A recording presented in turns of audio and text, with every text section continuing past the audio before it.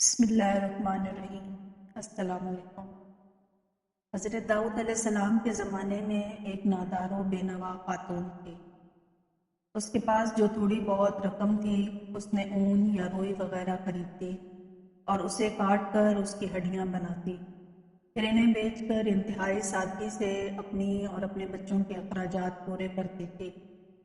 ایک دن وہ سوت کاٹ کر اس کی ہڈیاں بنا کر بازار میں بیچنے کے لیے سر پر رکھے جا رہی تھی کہ اچانک تیزی سے ایک کوّا آیا اور ایک ہڈی اٹھا کر لے گیا۔ وہ بے سہارا خاتون بہت رنجیدہ ہوئی اور حیران و پریشان حضرت داؤد علیہ السلام کے پاس آئی، اپنے تنگ حالات بیان کیے اور کوے کے ہڈی اٹھا کر لے جانے کا واقعہ بیان کرنے کے بعد عرض کیا، خدا کی عدالت کہاں ہے؟ حضرت داؤد علیہ السلام نے اس سے فرمایا، ادھر بیٹھ جاؤ تاکہ تمہارے بارے میں فیصلہ کروں۔ ایک طرف یہ واقعہ پیش آیا اور دوسری طرف یہ ہوا کہ کچھ لوگ کشتی کے ذریعے دریا عبور کر رہے تھے۔ ان کی کشتی میں سوراخ ہو گیا اور پانی داخل ہو جانے سے کشتی کے ڈوبنے کا خطرہ تھا۔ ان لوگوں نے نظر مانی کہ اگر اس خطرے سے نجات مل گئی تو 1000 دینار کسی فقیر کو دیں گے۔ اللہ تعالیٰ نے ان پر لطف و کرم کیا اور اس کوے کی ڈیوٹی لگائی کہ وہ اس خاتون کی ہڈی اٹھا کر کشتی میں نہ پھینکے۔ کوے نے ایسا ہی کیا۔ ان لوگوں نے سود کی اس ہڈی سے فائدہ اٹھایا، کشتی کا سوراخ اچھی طرح بند کیا اور ڈوبنے سے نجات پائی۔ جب وہ لوگ ساحل پر پہنچ گئے تو اپنی نظر ادا کرنے کے لیے سیدھے حضرت داؤد علیہ السلام کی خدمت میں حاضر ہوئے اور 1000 دینار حضرت کی خدمت میں پیش کرتے ہوئے اپنے دریا سے نجات پانے کا پورا واقعہ تفصیل کے ساتھ سنایا۔ حضرت داؤد علیہ السلام نے اس خاتون کے سامنے خدا کی حکمت و عدالت بیان کی اور وہ 1000 دینار اسے دے دیے۔ وہ خاتون بہت خوش ہوئی اور سمجھ گئی کہ خدا سے زیادہ کوئی بھی عادل تر اور احسان کرنے والا نہیں ہے۔ حضرت داؤد علیہ السلام کے زمانے میں ایک شہوت پرست شخص لگاتار ایک خاتون کے پاس جاتا اور اسے منافع عفت کام کرنے پر مجبور کرتا تھا۔ اللہ تعالیٰ نے اس خاتون کے دل میں ایک بات ڈالی کہ اس شہوت پرست شخص سے کہے کہ تو جب بھی میرے پاس آتا ہے اس وقت ایک اجنبی شخص تیری بیوی کے پاس جاتا ہے۔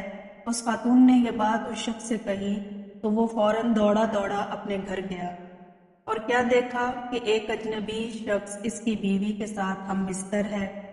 یہ ماجرا دیکھ کر وہ بہت پریشان ہوا، اس شخص کو پکڑا اور حضرت داؤد علیہ السلام کے پاس لے جا کر کہا، اے اللہ کے پیغمبر، میرے اوپر ایک ایسی مصیبت آئی ہے کہ جو آج تک کسی پر نہ آئی ہوگی۔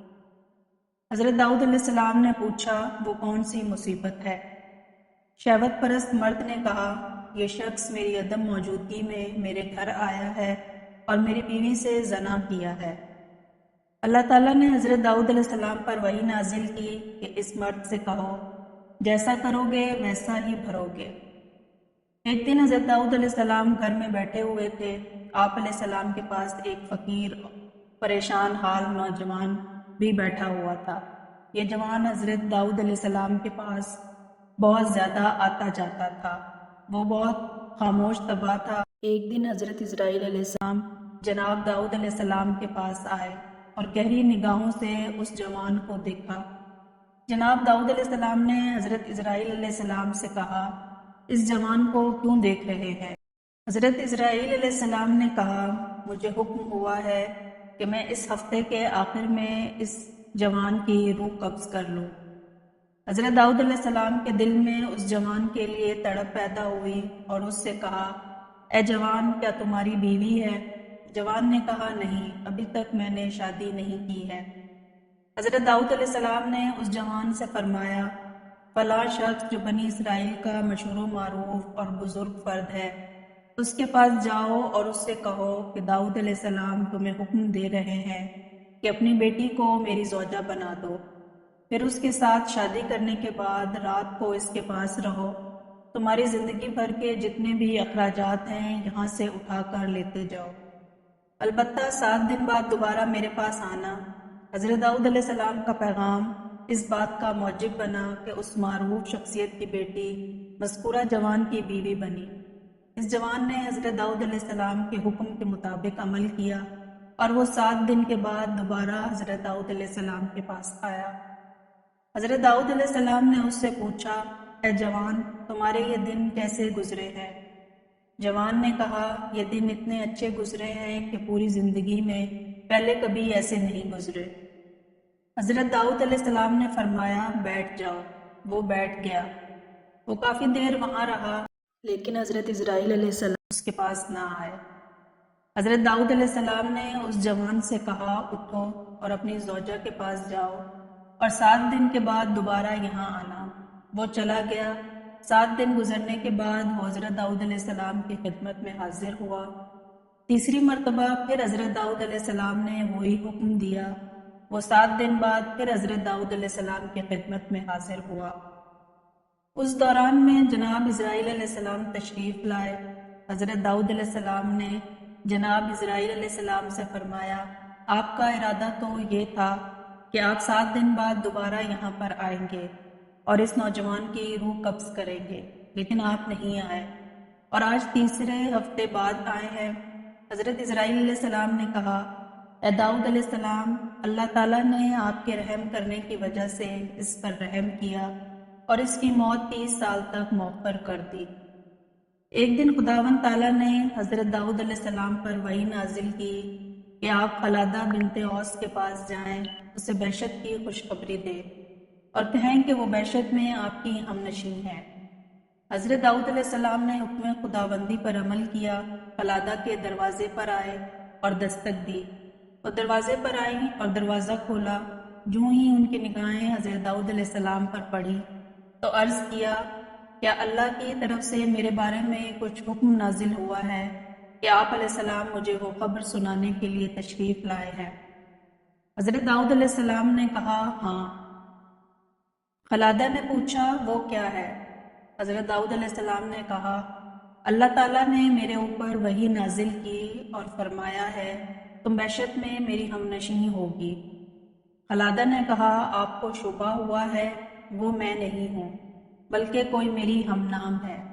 حضرت داؤد علیہ السلام نے کہا، ایسا نہیں ہے بلکہ یقیناً وہ تم ہی ہو۔ قلادہ نے کہا، اے پیغمبر خدا، آپ علیہ السلام سے جھوٹ نہیں بول رہی ہوں۔ خدا کی قسم، میں اپنے اندر ایسی کوئی خوبی نہیں دیکھ رہی کہ بہشت میں آپ کی ہم نشین بنوں۔ حضرت داؤد علیہ السلام نے کہا، تم اپنے باطنی امور کے بارے میں کچھ گفتگو کرو تاکہ جان سکوں کہ کیسی ہو۔ قلادہ نے کہا کہ میں ایک ایسی حالت کی مالکہ ہوں کہ مجھے جو بھی دکھ تکلیف ہو، خواہ نقصان ہو یا کوئی حاجت یا بھوک پیاس میں نے کبھی اس کی رفع کرنے کے لیے خدا سے نہیں کہا، یہاں تک کہ وہ ذات خود ہی اسے رفع کر دیتی ہے، یعنی میں وہی پسند کرتی ہوں جو میرا محبوب پسند کرتا ہے، اور نہ ہی خدا سے میں ان مشکلات اور نقصانات کے عوض کچھ مانگتی ہوں، بلکہ ہمیشہ اس کا شکر بجا لاتی ہوں۔ حضرت داؤد علیہ السلام راز کی بات سمجھ گئے اور اس خاتون سے فرمایا، تم انہی خوبیوں کی وجہ سے اس مقام پر فائز ہوئی ہو۔ اگر آپ کو ہماری ویڈیو اچھی لگی ہے تو ویڈیو کو لائک کریں اور مزید اس طرح کی ویڈیو دیکھنے کے لیے ہمارا چینل سبسکرائب کر لیں۔ ملتے ہیں نیکسٹ ویڈیو میں، تب تک کے لیے اللہ حافظ۔